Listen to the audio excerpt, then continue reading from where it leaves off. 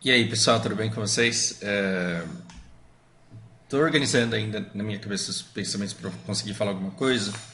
A verdade é que eu estou trabalhando pra caramba essa semana e não estou tendo tempo de ver tudo com a velocidade que eu gostaria. Eu, hoje de manhã, com o patrocínio da Fabiana, que foi tomar vacina e não fez a aula dela, eu fiquei assistindo a primeira metade. Eu vim com as impressões dessas primeiras 4 horas. E agora com o patrocínio do Éder, que também está atolado de trabalho e não pôde fazer a aula dele, eu vou começar a falar quais foram as minhas impressões. É engraçado porque você tem que separar muito bem as testemunhas aqui entre políticos e pessoas da ciência. O Taiki, como ele ficou muito pouco tempo na política, ele foi uma pessoa da ciência nos depoimentos. Isso foi muito legal. Enquanto o Mandetta, embora técnico, ele foi muito político. E não tem nada de errado nisso também, é o caminho que o cara escolheu para a vida dele. Ele usou o depoimento dele, né, como palanque para se enaltecer, e ele tem todo o direito de fazer isso, porque afinal de contas ele fez um bom trabalho. Mas tem uma valorizada ali, né, na fala dele.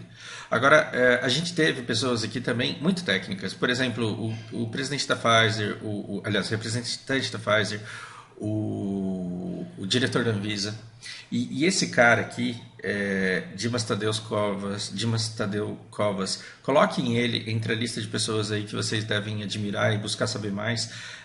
E as primeiras 4 horas, ou 3 horas, porque teve um começo de muita churumela ali, eu acho que tiveram bastante conteúdo e me passam uma segurança e um conforto de que, tirando toda essa política que suja tudo em que toca, a nossa parte técnica, a nossa parte científica, ela ainda sobrevive, apesar das dificuldades.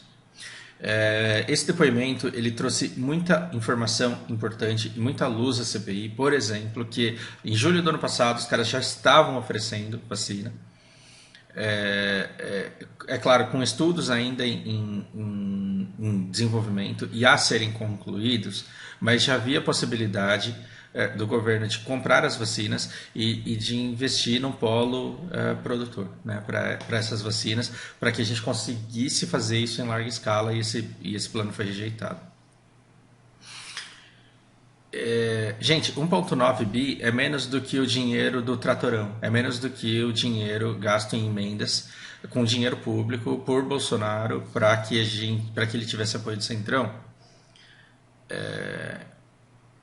Eu só não vou perder o meu tempo falando sobre esse Tratorão, porque quando eu faço esses vídeos aqui a respeito da pandemia, da Covid, eu faço tendo por público-alvo não só você que está assistindo isso em 2021, mas os bebês de hoje que vão querer pesquisar essa época daqui a uns 20 anos.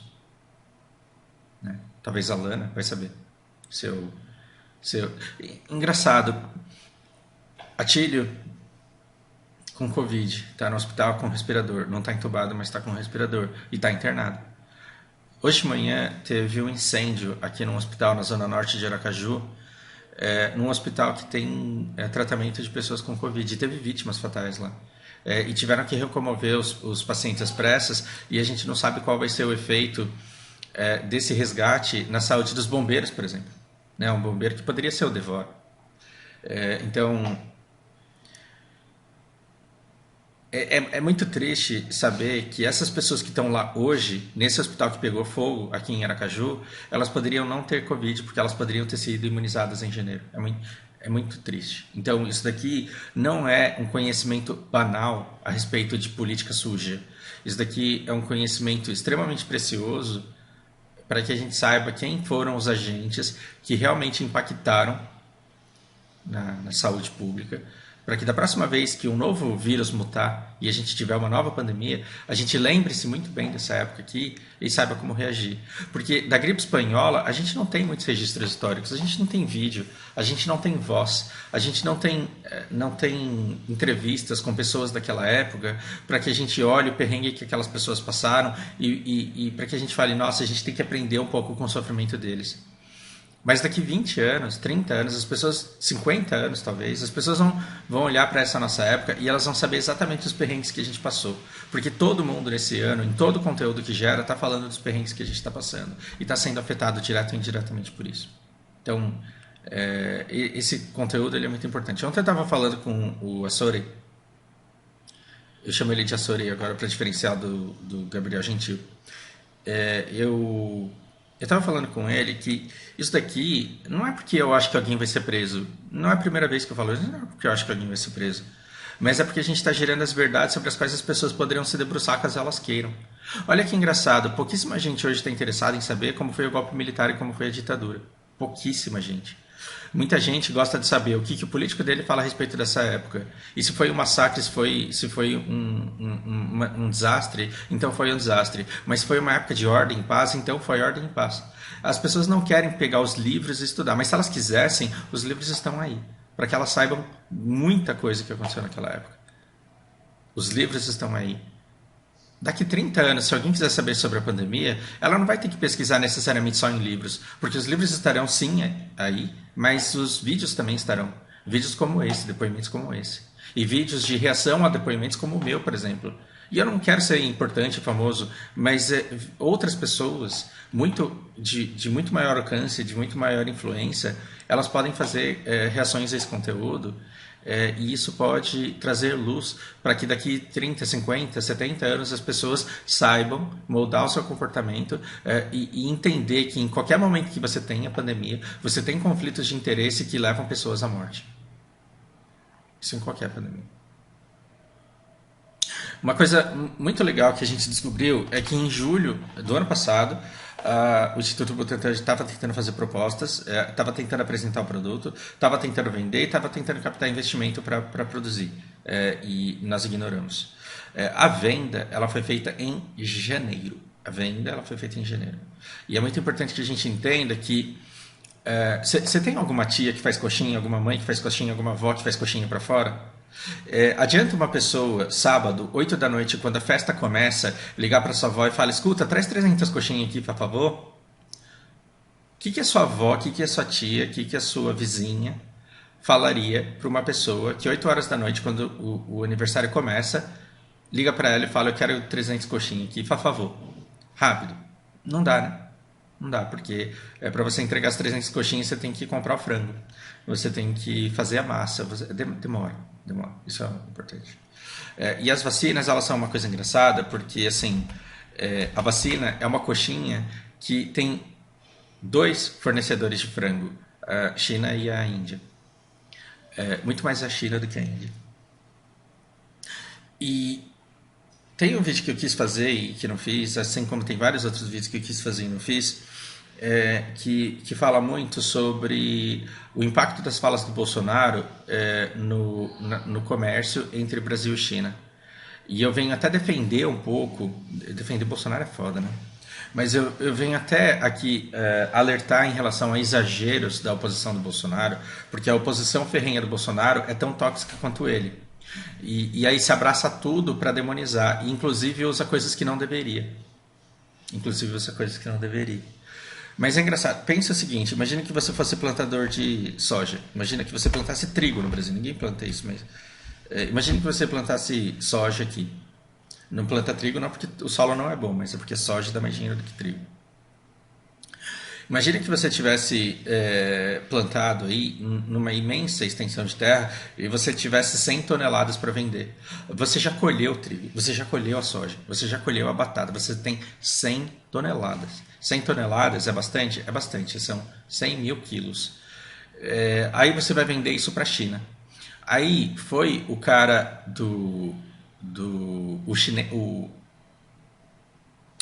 o presidente da China, ele vai lá e fala no Twitter dele na China: o brasileiro é um bando de olho aberto, é um bando de comedor de pastel. E olho aberto na China faz com que os chineses deem risada, fala: os olhos dos caras lá tudo arrombado. Você com 100 mil toneladas de soja, você deixaria de vender todo o seu produto para a China porque o presidente deles falou que seu olho é arregaçado? Muito provavelmente não, porque você quer o seu dinheiro acima de tudo. E porque essa piadinha, ela foi insuficiente para que você vá contra os seus interesses comerciais e financeiros. Então, quem fazem as transações não são os presidentes. São as populações de seus respectivos países com aquilo que eles têm para vender. Então, você não deixaria de comprar fone e barbeador da China, que é mais barato, que funciona melhor do que os feitos aqui, ou do que os feitos em outros países? Você não deixaria de comprar isso só porque o presidente da China, na China, em chinês, se manifesta de maneira nojenta em relação aos brasileiros. Você pegaria ranço dele, mas você não iria contra os seus interesses. Ou seja, ideologia gera voto, fala gera voto e interesses geram políticas, interesses geram transações. O que faz você vender o trigo e comprar fone de ouvido e comprar todo o resto que não é trigo, tudo, absolutamente tudo, monitor, teclado, mouse, celular, recarregador de celular, capinha de celular, o que faz você comprar tudo da China é a qualidade e o preço. Ah, mas não presta, é porque é muito barato, se você pagar mais caro vai vir um produto melhor. Então o que faz você comprar da China são os seus interesses e não seu apoio à ideologia. Ideologia só serve para gerar voto. O Bolsonaro, quando ele ataca a China, ele só está interessado em apoio cego, fanático e votos. Ele não quer que você deixe de comercializar com a China. Ele não quer que você deixe de comprar capinha de celular e recarregador de celular e tela de celular. Ele não quer que você deixe de comprar nada da China. Ele só quer o seu apoio restrito, como se vocês tivessem um inimigo. Já viu gente que fala... Já viu uma pessoa fofoqueira que fala mal de outra pessoa só para criar um vínculo com você? Se você for uma pessoa que gosta de fofoca e que escuta fofoca, muito provavelmente alguém vai encontrar outra pessoa que não presta só para poder falar mal dela para ter um vínculo forte com você. Então, a importância que essa outra pessoa sobre quem está se falando mal tem na relação de vocês dois é muito pequena. O que importa é que vocês tenham alguém sobre quem falar. Então, se essa pessoa se mudar para a China e você nunca mais souber sobre ela, amanhã essa pessoa que usou a pessoa que foi para a China como instrumento, como ferramenta para criar um vínculo com você, ela vai precisar arrumar uma outra pessoa de quem ela possa falar mal para criar um vínculo forte com você. Ou seja, se amanhã a China deixar de existir, o Bolsonaro vai precisar de um outro país para atacar e de um outro país para enaltecer. Se amanhã Israel deixar de existir e China deixarem de existir, Bolsonaro vai precisar de um outro país que não presta e de um outro país que é bom para vir aqui falar mal de um país e falar bem de outro, para que ele tenha com você uma força, um vínculo, para que vocês tenham um objetivo em comum pelo qual lutar, pelo qual se unirem, pelo qual estarem juntos. Porém, o presidente do Instituto Butantan, o diretor do Instituto Butantan, o Dimas Covas, ele fala uma coisa muitíssimo interessante. O Brasil é o vizinho chato da China. E ele fala assim, olha, se você tem 99 vizinhos bacanas, mas você tem um que é mala. Não tem aquele cara da guild que é o chato, não tem aquele cara do seu time de futebol que é o chato, não tem aquele vizinho seu que é o chato, ele é o chato. Precisou de número para fazer time? Chama o cara. Precisou fazer uma obra na vizinhança e discutir orçamento? Chama o cara. Mas precisa dar uma festa? Você vai chamar o cara? Não. Então, se você está com 100 mil toneladas de soja da sua terra para vender e o presidente da China joga um Twitter dizendo que brasileiro é zoio e arrombado, você vai vender para a China? Vai, porque você já plantou, já colheu, você está com a soja para vender. Mas, se amanhã o cara da Malásia, o cara da Filipina, o cara do Japão liga para você e fala assim, você tem soja aí para vender? Tô precisando de 50 toneladas. O que você vai falar para ele? Peraí. O japonês ligou e falou que quer comprar 50 toneladas. Vou ligar pro cara da Malásia. Escuta, quantas toneladas você quer comprar? 30. Peraí então. Aí você liga pro cara, que outro país que eu falei? Filipinas. Você liga pro cara das Filipinas. Pergunta, quantas toneladas você quer comprar? 20. Aí você fala assim, peraí. O japonês quer comprar 50, o outro quer comprar 30, o outro quer comprar 20. 50 mais 30 mais 20, 100. Olha que legal, dá 100 toneladas, eu tenho 100 toneladas. O que você vai fazer? Você vai ligar pro cara da China e vai falar assim, escuta chinês, vai tomar no seu cu? Não, você não vai fazer isso. Por que você não vai fazer isso? Porque você não sabe se no ano que vem, quando você tiver uma colheita de mais 100 mil toneladas, você não sabe se o cara do Japão vai querer comprar 50, você não sabe se o cara das Filipinas vai querer comprar 30, você não sabe se o cara da Malásia vai querer comprar 20, você não sabe. Sabe o que você vai fazer? Você vai ligar pro cara da China e vai falar assim, então, desculpa, cara, deu uma praga de gafanhoto aqui, eu perdi toda a minha plantação, não consigo te vender mais. E você vai fazer isso dando risada por dentro. Você vai falar assim, me fala, quem que é zoio arrombado agora? Seu arrombado. Você não vai falar isso pra ele, você vai falar isso em âmbito privado, você vai falar isso com a sua família na sua casa. Na sua família, na sua casa, em âmbito privado, você vai falar, chinês ficou me zoando nas redes sociais, tomou no cu, vendi pro Japão, vendi pra Malásia, vendi pra Filipino, mas não vende pro cara. O ano que vem, se Japão não quiser, se Filipina não quiser, se Malásia não quiser, se ninguém mais quiser, e você tiver 100 mil toneladas, o que você vai fazer? Ligar pro chinês. E aí, tá precisando? Tô aqui, ó, posso entregar agora. Ou seja, quando perguntaram pro Dimas Tadeu se as declarações do Bolsonaro elas impactam as relações de comércio, não. Só que o Brasil ele depende dos insumos da China para poder produzir a vacina. É como se a China ela tivesse o recheio da coxinha que a sua tia, sua avó vai fazer para vender para fora. E aí o chinês com o frango dele falou, então, você não sabe, deu uma praga aqui no meu quintal, e minhas galinhas morreram tudo de doença, eu não vou poder vender para você esse ano. Foi isso que aconteceu. E é por isso que a gente está fudido, sem insumos para produzir as nossas próprias vacinas. Aí depois tem um momento em que um deputado, eu não vou falar o nome dele aqui, assistam aí se vocês quiserem, mas é um cara que quer te chamar de burro, né? Todo depoimento, ele sempre precisa te chamar de burro. E ele coloca um vídeo em que o Dória, ele fala em âmbito privado com o diretor do Instituto Butantan. Vamos falar da diferença de âmbito privado e âmbito público? Âmbito privado é o que eu falo com a Lari aqui em casa quando eu não estou fazendo vídeo. Âmbito público é quando eu venho aqui e faço um vídeo para o meu canal. Âmbito privado é quando você cochicha na sala de descanso do seu trampo falando mal do seu chefe. Âmbito público é quando você pega o microfone da empresa para fazer um pronunciamento para a empresa inteira.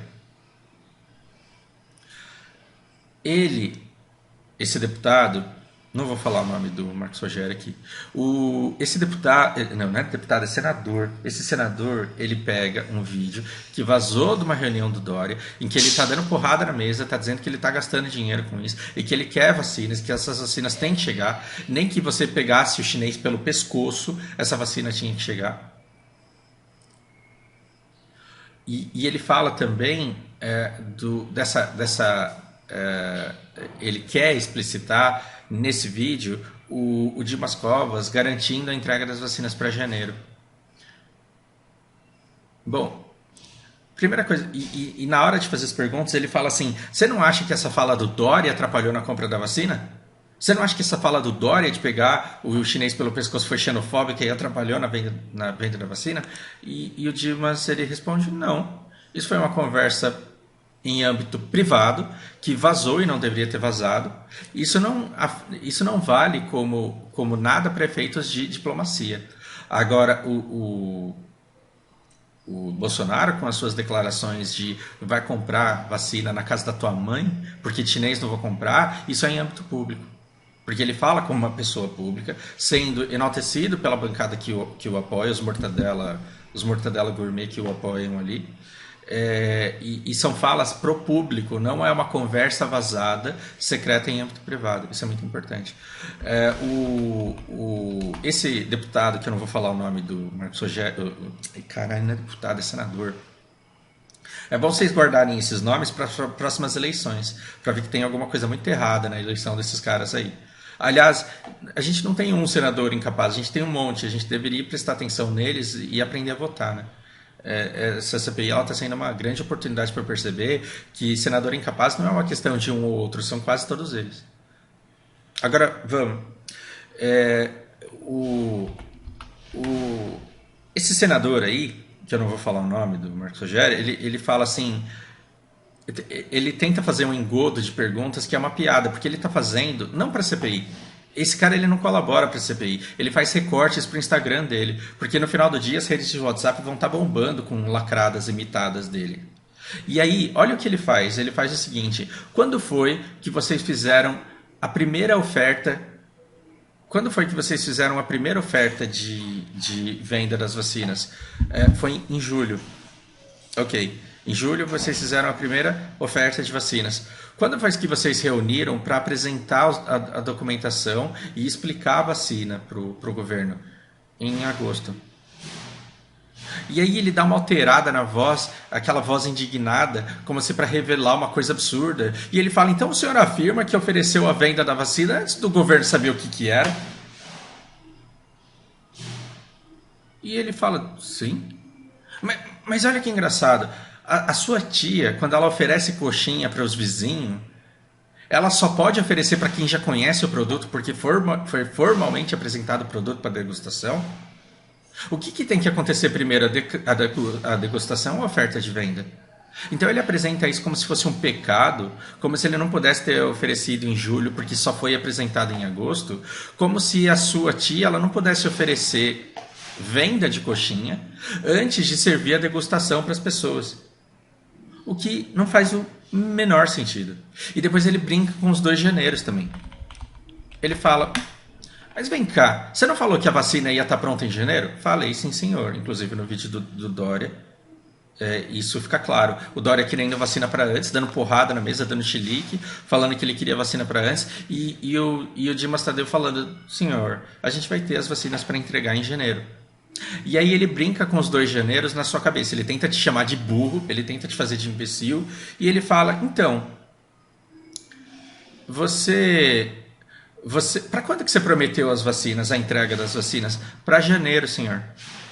E quando que o governo comprou as vacinas e assinou o contrato? Em janeiro, senhor. Então não houve atraso, porra. Ah, vai tomar no cu.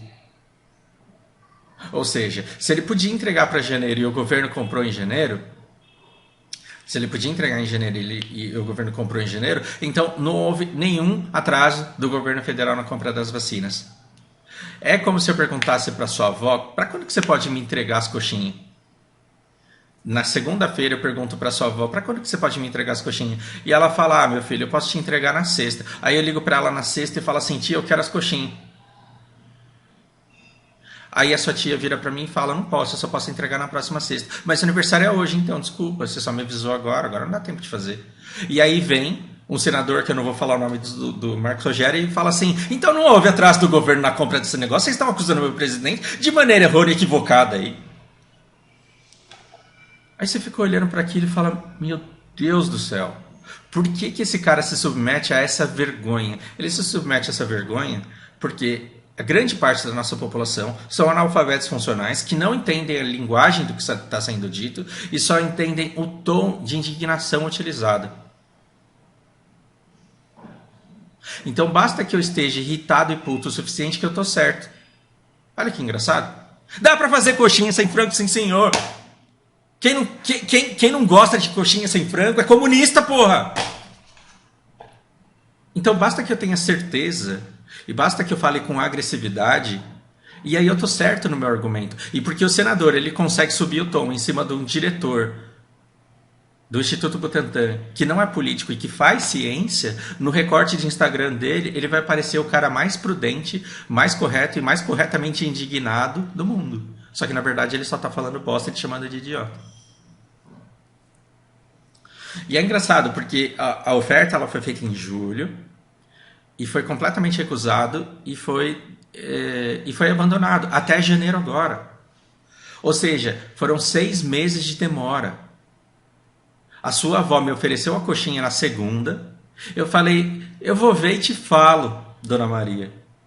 Na segunda-feira, eu falei, Dona Maria, eu vou ver e te falo. E na sexta-feira, no dia da festa, eu falo, cadê as coxinhas? Não comprei nem o frango, meu filho. Você não falou que queria?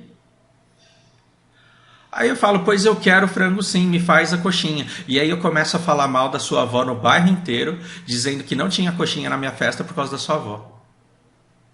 É isso que o governo federal está fazendo. É isso que esse senador, que eu não vou ficar falando o nome de senador aqui do Marcos Rogério, é isso que ele está tentando fazer, te chamar de imbecil. Então, essa brincadeira feita com os 2 de janeiro é engraçado, porque em janeiro o governo vai lá e compra. Só que aí, quando você compra em janeiro, o que você tem? Você tem que começar a desenvolver o plano para produzir. E aí, depois de janeiro, quando a sua avó foi lá na avícola, a única da cidade, e falou, escuta, eu preciso de uns 20 quilos de peito de frango para fazer o recheio da coxinha. Aí sabe o que sua avó fez? Aliás, sabe o que o cara da avícola fez? Então, eu fiquei sabendo que você andou aí dizendo que eu tenho zoio arrombado. E acontece que tem mais 4 senhoras do bairro aqui na fila e esses peitos estão reservados. Foi isso que aconteceu. Então, a gente A gente foi, depois de janeiro, tentar comprar insumos. O mundo inteiro já estava precisando de insumos, porque o mundo inteiro já estava produzindo vacinas. A Índia agora está precisando desesperadamente de grande quantidade de vacinas e até as sobras de outros países que poderiam ser direcionados e negociados com o Brasil estão indo tudo para a Índia e não é para menos porque lá a situação está muito pior do que aqui ainda. E agora a gente não tem recheio. E aí as vacinas elas começam a ser entregues agora e para quem perdeu pai, mãe, vó do começo do ano para cá, é muito importante que você saiba que as pessoas no Brasil elas poderiam estar imunizadas. Se você somasse o potencial produtivo do Instituto Butantan com a compra de vacina da Pfizer, que foram 70 milhões de doses, você pega essas 70 milhões de doses, mais as 100 milhões de doses que o Butantan poderia fazer, começando a produção em janeiro, então a gente tem aí 170 milhões de doses que foram deixadas de serem, que não foram oferecidas para a nossa população e que poderiam ter sido oferecidas. Agora, um pouco antes do ponto em que eu tô, mais ou menos aqui, teve uma pessoa, e eu acho que foi o Tássio, não tenho certeza, e ele fala, olha, precisa ficar claro aqui a diferença enorme, o abismo enorme que existe entre político e cientista. E os políticos eles falam de uma maneira e o cientista ele fala de outra. E isso eu acho que vale a pena ser salientado aqui. Eu fiquei muito feliz com o depoimento da Anvisa, porque você já imaginou? Imagina que eu morro de Covid no final do ano. E a Lari também. E a Lana ela cresce órfã, criada pelos vizinhos. Ou pelos padrinhos, pela Bárbara, pelo Rafa. Imagina que com 20 anos ela começa a pesquisar o que foram os anos de 2020 e 2021. E ela não tem acesso, ela não sabe se o Instituto Butantan ele fez o que podia ou não, e ela não sabe se a Anvisa foi técnica ou não.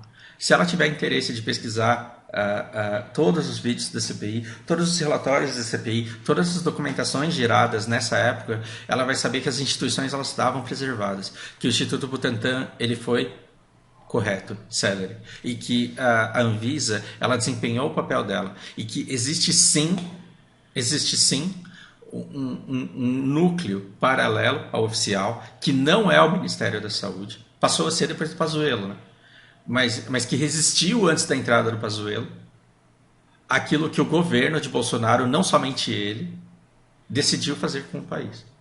A gente não sabe se houve pressão internacional, a gente não sabe se houve pressão de famílias de elite, não sabemos. Essa CPI está sendo feita para descobrir quem é que ganhou com esse atraso, com essa morosidade, com esse boicote na compra de vacinas.